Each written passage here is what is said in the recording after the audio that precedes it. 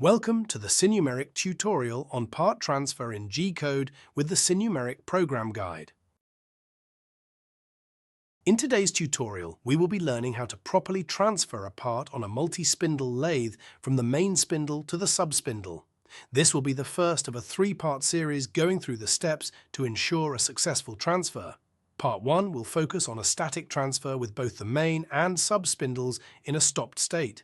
Part 2 will now introduce us to a live transfer between the main and sub-spindles, while Part 3 will incorporate a live transfer with a part off cycle. Let's get started. A multi-spindle lathe is typically made up of three primary parts: a main spindle, sub-spindle, and a turret. In a traditional production lathe, the main spindle is fixed and seen on the left side of this image. The sub-spindle, however, can move and is mounted on an additional Z-axis. The turret will also move in an X, Z, and sometimes Y-axis direction. It is important to take note of the machine zero location. It is critical when working out the offsets required for a part handoff that your machine has been commissioned by the OEM with machine zero at the face of the main spindle. Before we get into the layout of our part in the spindles and exactly how we plan to handle our transfer, it is first necessary to make sure we know the proper M codes to control our chucks. This can vary significantly between OEMs, so please refer to your OEM's documentation for these codes. An additional way to discover the M codes is shown here. Press the menu Select button and choose Setup to enter the machine parameters area. Now press Machine Data and then Channel MD.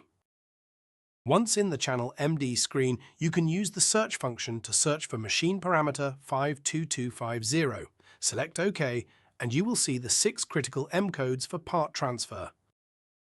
M131 will open the main chuck when the spindle is stopped, and M231 will do the same on the sub-spindle chuck. M132 and M232 allow opening while the spindles are running, while M130 and M230 will close the chucks. At this stage in the process, it makes sense to lay out the part gripping strategy.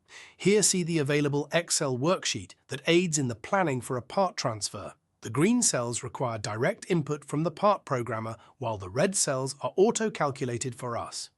In this example, we will be transferring an initial 100mm part from the main to the sub. Operation 1 will machine 2mm from the face. We will then transfer a 98mm part to the sub-spindle and then machine an additional 2mm off the back. Our finished part will be 96mm. The most critical calculations from this tool is the work coordinate values for our G540 on the main and our G550 on the sub. Now that we have our work offset values, we can enter them directly into the control.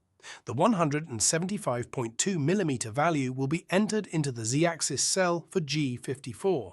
The 801.8mm value will be entered into the Z-axis cell for G55.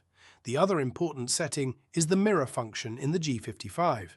By selecting this function, all negative cutting will be toward the chucks. This allows for the same tool paths to be used on both the main and the sub-spindles. This is a perfect time to analyze the steps needed in the program to properly transfer the part. In the safety line, we ensure that G54 is active. Now we will do the traditional steps when machining a part in the main spindle. Send the turret to a safe location, load the turning tool, start the spindle, and cut the part. Ready for the transfer, we must first park the turret in a safe location.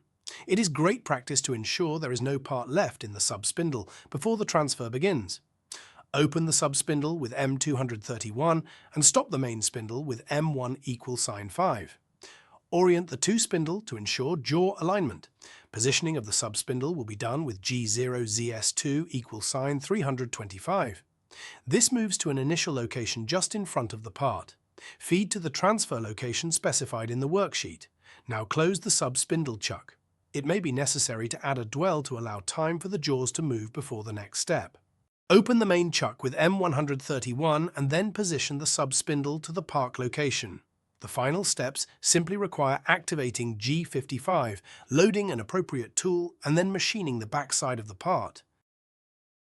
Simple cycle start shows us the initial face machining of the workpiece. followed by our sub-spindle moving over and grabbing the part.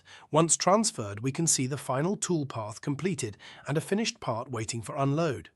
By simply learning the appropriate M codes, setting up the part layout in the Excel worksheet, and then applying the process in a similar program structure, even you can learn to successfully transfer a workpiece from one spindle to another. Let's summarize. Part 1 focuses on a static transfer with both the main and sub-spindles in a stopped state. Please also download the Excel list. You will find it attached to the video. What is coming next? Part 2 will introduce us to a live transfer between the main and sub-spindles. Part 3 will incorporate a live transfer with a part-off cycle. Thank you for watching and see you next time.